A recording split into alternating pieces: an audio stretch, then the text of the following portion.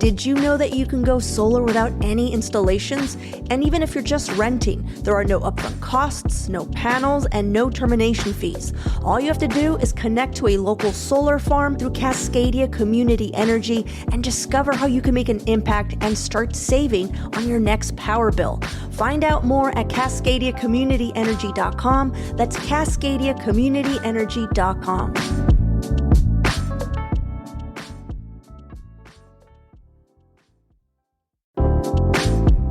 Do you have a small business that's ready for the next step, or maybe some back burner office projects you wanted to tackle this year? Spitzer Tech is a local company offering small business and nonprofits knowledgeable and friendly IT support. So when you call, you'll get a real person on the phone. No AI chatbots, no long hold times, just good service from competent folks who want to help you get back to work. They're ready to solve your problems at spitzertech.net.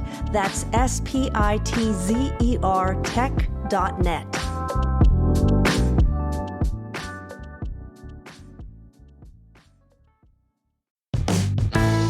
This is CityCast Portland.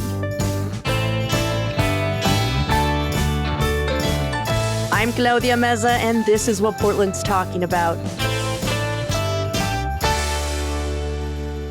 Hey, it's executive producer John Notariani. Today, we're revisiting a conversation I had about Southeast Portland's Westmoreland and Eastmoreland neighborhoods with resident and Willamette Week arts and culture reporter Rachel Saslow. It's part of our Neighborhood Guide series where we talk with Portlanders about the good, the bad, and the ugly of where they live. So we're talking about your neighborhood. Before we get into the specific spots that you think people should check out, tell us what the boundaries are of Westmoreland and Eastmoreland, because it's a double neighborhood. Yeah, this is not a double episode, but we are doing a double neighborhood. So Eastmoreland, the boundaries are pretty straightforward. It's bordered by Southeast Cesar Chavez, by Woodstock Boulevard, Crystal Springs Boulevard, and 27th. Some of the landmarks near Eastmoreland are the Eastmoreland Golf Course, which is a city-owned golf course, and Reed College. So it's like a little pocket kind of hemmed in by those things. And then as for the borders of Westmoreland, I do not want to start a fight. So I'm going to tread... You're like, I have to live here. I'm going to tread very carefully in explaining the borders of Westmoreland, because they are a little bit harder to suss out, because it's more in the city, like Brooklyn's right there, like the Brooklyn neighborhood's right there. The Sellwood neighborhood is right there. So I don't want to mess up exactly where Brooklyn and Sellwood start and Westmoreland ends. But as far as I can tell from living here, Westmoreland's borders are between the Willamette River, McLaughlin Boulevard, and sort of Brooklyn and Sellwood. So in the heart of Westmoreland is Milwaukee Avenue. That's like its little historic main street. Does that help? I love the way you're dodging there. You're like, Westmoreland ends where Brooklyn and Sellwood begin. Okay. And to each their own on where exactly that border is. No, I think that's a very diplomatic way to say it. Okay, I'm going to be really bold and say that Brooklyn and Westmoreland are divided by Holgate. Okay. Please don't come at me, anyone. But that's the best I can tell. Okay, so basically we're kind of straddling McLaughlin, Eastmoreland on the east, Westmoreland on the west, right? Yeah, that sounds right. Okay, cool. Mm-hmm. So now we're dealing with I don't want to keep saying Westmoreland and Eastmoreland throughout this entire episode. Can we just call them colloquially the Morelands? Sure. Does that work for you? Yeah, that totally works for me. I mean, people say people call the neighborhoods Sellwood Moreland, so I think that is a word people use. Okay, cool. So give me your best pitch for the Morelands. What do you love about living in this area? I love it so much. I love how we are close to downtown. It's easy to commute everywhere, but it's really its own little ecosystem. It's its own little pocket. Eastmoreland in particular has one of the most substantial tree canopies in all of Portland. And the houses are all really different from each other. So just walking through it is super gorgeous. You're right next to the Reed College campus. And they have a pretty elaborate system of hiking trails and all of the things you get from being near a college campus, like lectures and all of those things. We have gardens. We have a golf course. I mean, it's very... idyllic in some ways. Mm-hmm. I will say that when I moved to Eastmoreland from Washington, D.C., I was worried it was going to be too quiet because Eastmoreland in particular, nobody really goes to Eastmoreland unless, like, nobody cuts through Eastmoreland. It's a little bit secluded. And so there's not like a lot happening. There's a lot happening for the people who live there, but it's not like there's a lot of commerce and cool events and restaurants and things like that. Eastmoreland in particular is very residential and pretty quiet, which I have sort of aged into. But when I was younger, I was like, I don't know how this is going to go. Because I will say, when this came up that we were talking about Eastmoreland and Westmoreland, my first take was like, wait, like Sellwood? And I mean, I'd be like, no, not Sellwood. This is its whole own sort of ecosystem of lovely houses and residential neighborhoods. Yeah, we're really just focusing on the Morelands here. But Eastmoreland, I do not think we could fill this episode with Eastmoreland because it's not zoned for commerce. It's very residential. And so I think it's wise that we incorporate Westmoreland, especially because that is where we go for all of our services. That's where our coffee shop is, where our, all of the things, our grocery store, our dentist, all the things are in Westmoreland. So that is a short walk up Bybee. You cross over the Bybee Bridge and McLaughlin's underneath you. And then you go up Bybee and then you're at like Milwaukee and 17th. And that's where all of the restaurants and shops and things that I'm going to be talking about are pretty much in Westmoreland. Okay. Yeah, that makes sense. So it's beautiful. It's idyllic. I heard Halloween's a big deal. What's that all about? Okay, so I don't think people should move to a neighborhood just for Halloween. But if you were going to make your real estate decisions based on Halloween, I think Eastmoreland is where you would choose. Because Why? It's a destination Halloween neighborhood. So you know how if your neighborhood for whatever reason isn't great for Halloween, like no sidewalks, houses are super far apart. There's lots of reasons that a neighbor, or it's too urban, like it's all, like you can't get to a lot of houses. Mm-hmm. People will drive to another neighborhood that is better set up for Halloween. Eastmoreland is particularly Reed College Place, which is sort of our center strip down the neighborhood, is a Halloween destination. And people come from all over the city. My friends who live on that street have to buy all their candy at Costco. They don't even answer the door. They just have like little tents set up in their front yards to give out candy as fast as possible because the lines of children are so long. Yeah. So it's very fun. So like idyllic housing, big Halloween boom. I got to say, this is giving me like first scene of a horror movie vibes where like everything is beautiful and perfect and like the kids are out playing. But I don't usually get horror, but I do sometimes get like Stepford sci-fi. Like occasionally it does feel a little too good to be true. Yeah. So I know where you're coming from. I don't usually get scared in my neighborhood, but there is something a little bit. I mean, when people come visit us from out of town, there is something a little bit old-fashioned about the neighborhood. You're like where did this place come from? Why is it? Well, it's like, why is it still this way? Like our mail carrier puts letters in our little like antique mail slot in our house. And then we're like, thanks, Matt. Good to see you, Matt. And everyone knows him. And he comes to the block party. And like my friends who live a few blocks over, I know that their mail carrier is named Bruno. Like it's so tight knit and old fashioned in some ways that I really, as a parent of 3, I really cherish it. But that sounds really nice. It's amazing. Okay, well, I won't harp on the horror movie idea. That was just me. Rachel didn't say it. But we've talked about the positives, about how beautiful it is. Like, what are your gripes about your neighborhood? Like, what is it that bugs you about Westmoreland, Eastmoreland? My gripe is that I can't easily walk out to a coffee shop. That's a rough one. I can walk out to my kids' school. It's a block and a half away. That has paid huge dividends for us over the last 10 years. Yeah. But I can't walk out and easily run any errands or get coffee. So from Eastmoreland to Westmoreland is very car dependent in a way that sucks. I also think that lack of diversity is a big bummer and a big downside of the neighborhood.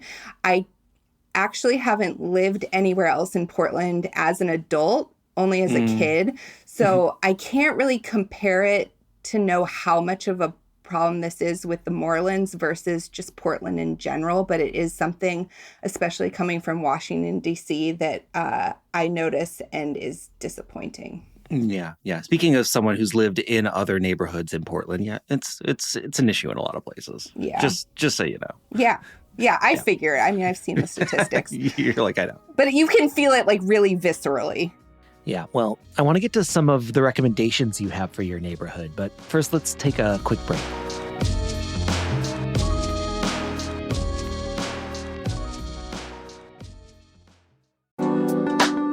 So when was the last time you got out of the city for a weekend? And I don't mean just a day trip. If it's been a minute, I might have something for you. Cascadia Getaways is a local Oregon company, like actual Oregonians, managing vacation homes across the coast, Mount Hood, and the Willamette Valley. They're not some out-of-state tech platform. This is a small team that knows every property, knows the local spots, and actually picks up the phone when you call or text. And when you book through their site instead of the big travel apps, you save 15 to 20%. Same homes, same hot tubs, same ocean views. You're just skipping the middleman fees.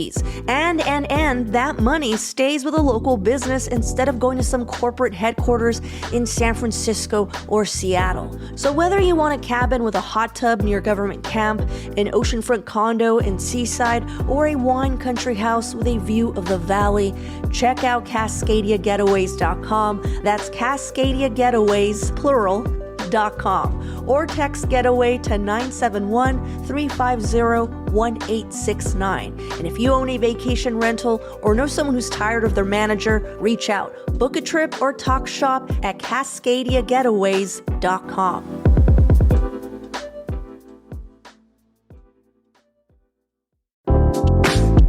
If you're looking to explore our beautiful coastline before the crowds hit, Newport, Oregon has some new places to stay that might be of interest to you.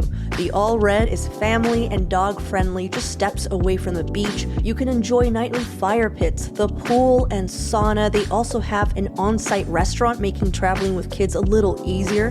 Hotel Sylvia offers something quieter with oceanfront views, shelves of books, and a setting that feels like an old eclectic library.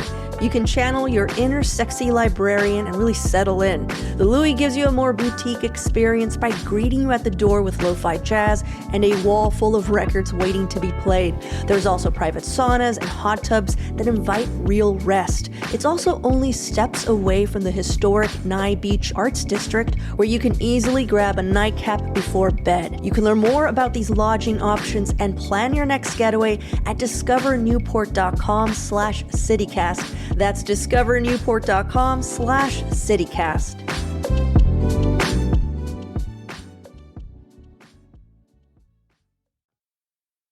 Well, when you're taking someone new and showing them around your neighborhood, like, what are a couple places that are like the highlights of, like, this is where I live? What are you going to be showing people on your newcomers tour? Well, this is very Portland of me, but I would take them on a hike.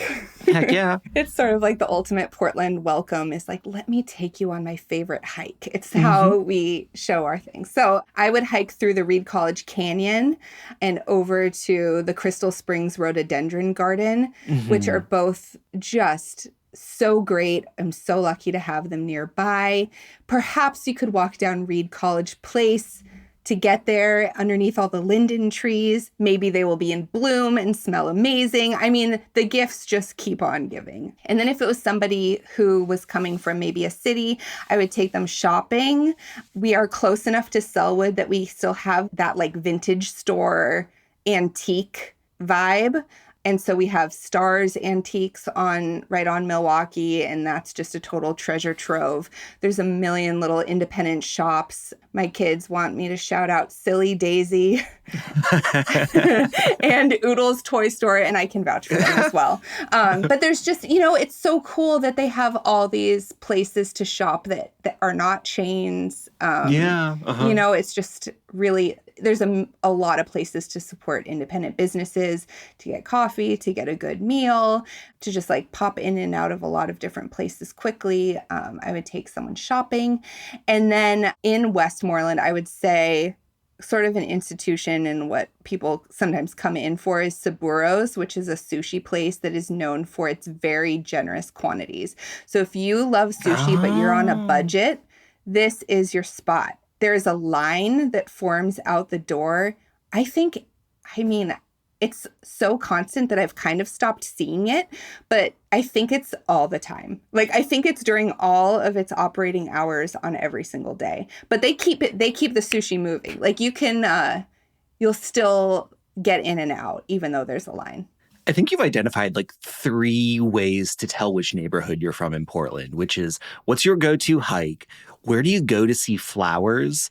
And what's your like neighborhood sushi spot, right? Yeah. You know, because I'm like very North Portland. I'm very much like Peninsula Park is where the flowers are. Yes. You know? Yeah. Where would you take someone on the perfect date? Like date night, the kids are taken care of. Okay, we actually have a cool restaurant. This does not happen very often since I've lived here, that we get a cool restaurant, but we have one. It's happening right now. It's called Monty's Red Sauce. About a year ago, we had Montelupo's, which was a focaccia place just up on Bybee.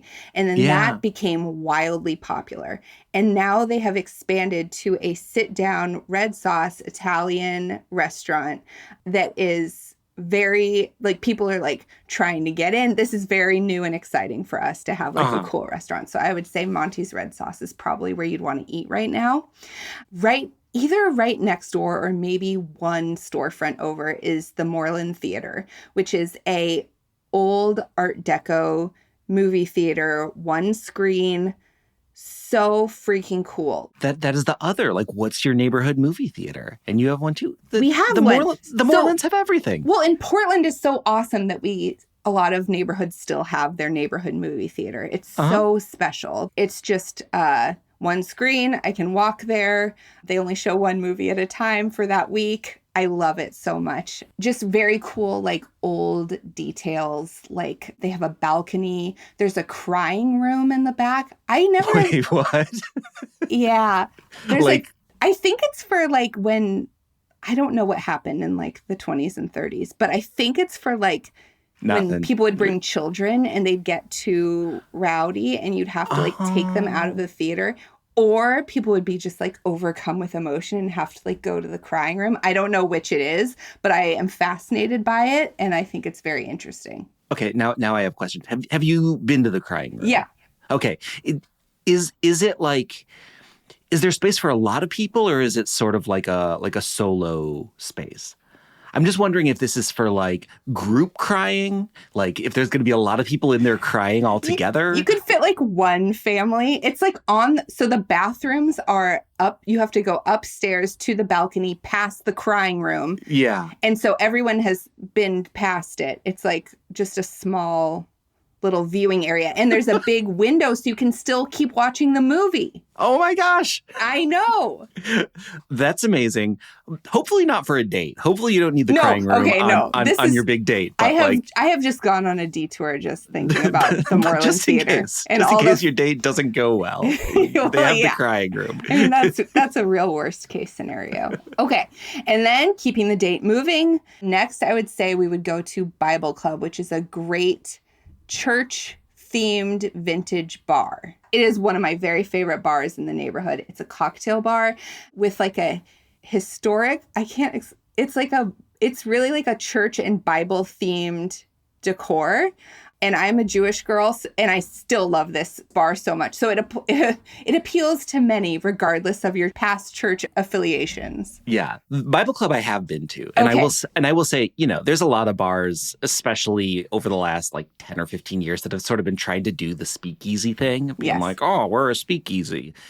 They are nailing it. Like the level of detail in the decor, in the art, in like the glassware. They have like the most beautiful glasses that you've ever seen. Like they are not getting these from whatever restaurant supply place. They really go the extra mile on those details. Absolutely. Yeah. I mean, the amount of time and energy they must have spent hunting down all these antiques for this bar is incredible.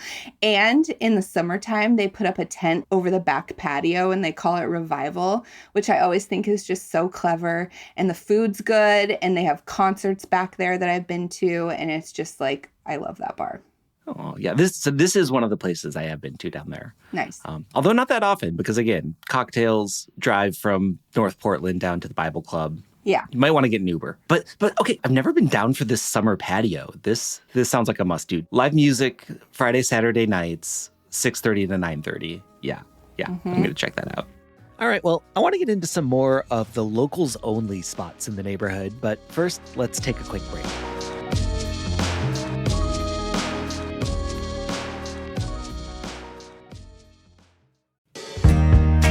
Whether you're already renting your vacation home or considering it for the first time, Cascadia Central Oregon Coast is ready to help you get the most from your investment. As part of Roofstock, they combine the power of a national platform with a kind of deep local knowledge that only comes from truly being here. It's kind of the best of both worlds. Their team is passionate about creating exceptional guest experiences that showcase everything that makes our coast so special while giving homeowners the trusted hands-on partnership they deserve. Visit vacasa.com/Oregon ad to get started. That's Vacasa, VACASA.com/Oregon ad.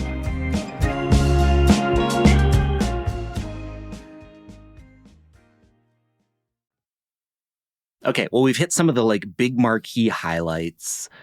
What about just local spots? Where are the day-to-day people in the neighborhood hanging out? Where are you going to see your neighbors? Okay, so the local bar, we all go to Bible Club, of course, but those are not every night prices. So the locals are at K's, which is a bar that is so old. I think it's 100 years old.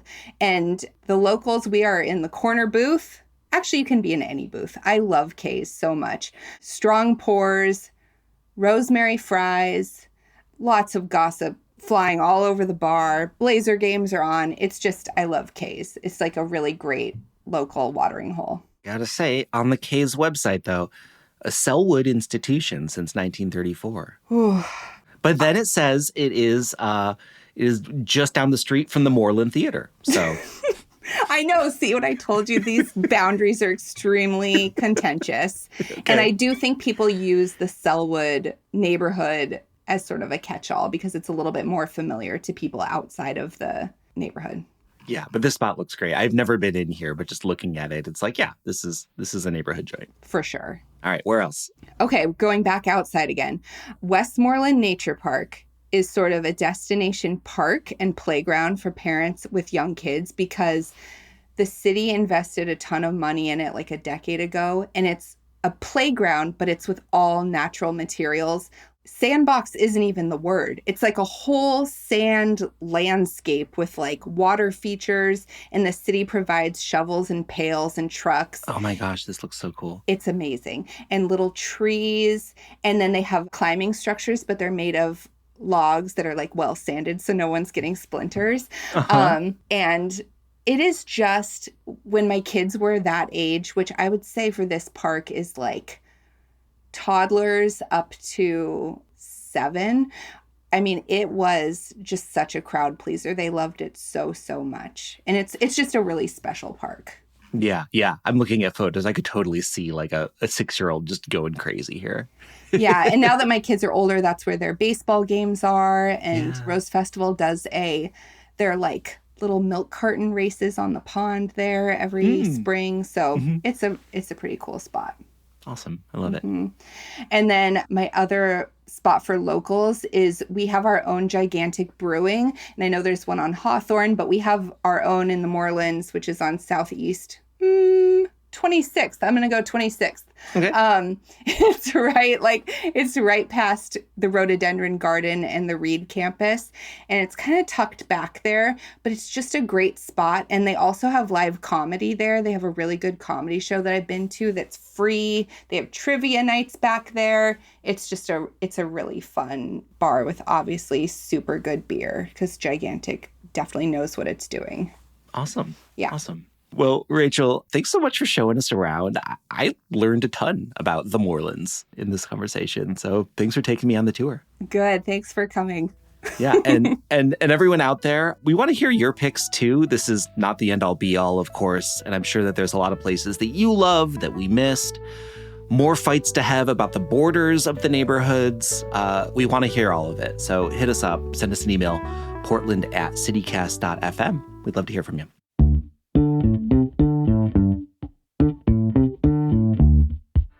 Well, that's all for us today here on CityCast Portland. But as always, thank you so much for listening. If you enjoyed the show, why not tell one of your friends about it or leave us a rating or a review? We'll be back tomorrow with much more from around the city. Until then, see you at Slim's.